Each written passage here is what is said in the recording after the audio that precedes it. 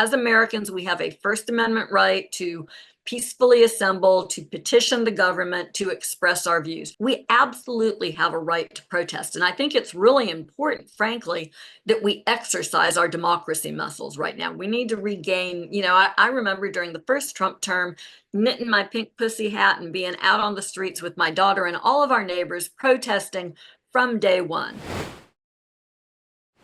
There's also concern in some quarters that the demonstrations that we're seeing on the streets, people turning out to oppose Trump policies, as happened in his first term, that this will be used as a rationale by the Trump administration to deploy even federal troops in violation of the Posse Comitatus Act out into the streets to say, well, this is a rebellion, this is very dangerous. Even people who are there with babies in strollers and drinking cups of coffee and not carrying anything in the way of weapons, that this would be imputed as a danger to the government, as an insurrection.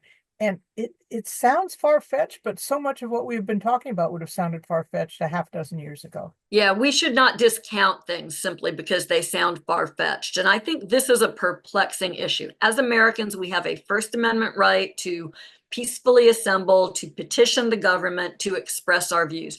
We absolutely have a right to protest. And I think it's really important, frankly, that we exercise our democracy muscles right now. We need to regain, I remember during the first Trump term, knitting my pink pussy hat and being out on the streets with my daughter and all of our neighbors protesting from day one. That has not happened in that sustained fashion this go round.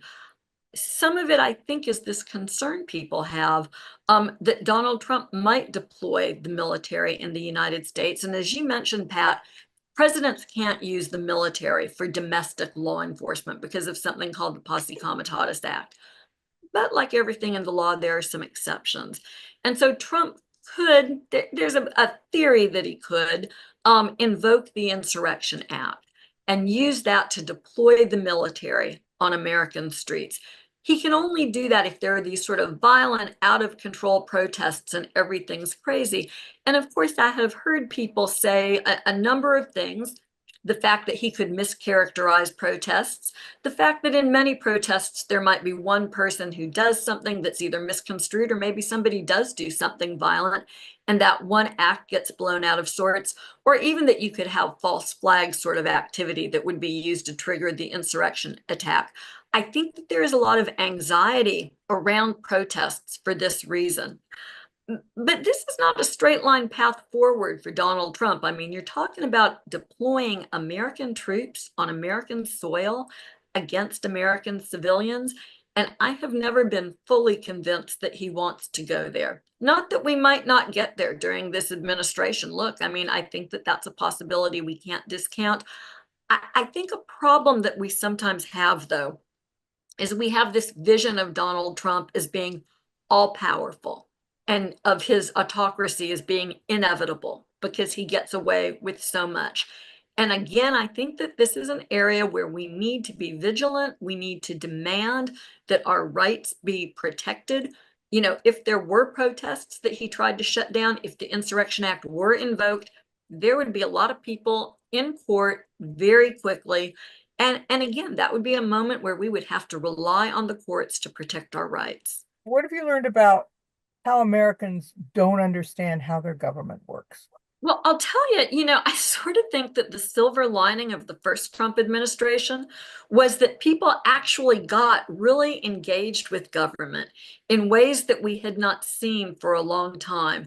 And to me, a big problem that we have is a failure of civics education in our communities. I'm old enough that I had pretty good civics education in elementary school. Kids these days, I talk a lot with my law students about this, they're not getting the same kinds of civics education, or maybe they got enough in fourth grade that they sort of caught fire in that moment, but they didn't get the more sophisticated sort of education that they need. And so unless they go on to college and law school, they may really not understand, for instance, how the three branches of government work and the fact that the founding fathers set up Congress and the courts to be a check on the president because they feared a president who would become too powerful and tyrannical. Exactly what we're seeing in this moment. This is stuff that the founding fathers actually wrote about in the Federalist Papers, but we see too many people in our communities who don't know and who are vulnerable to people who spread misinformation.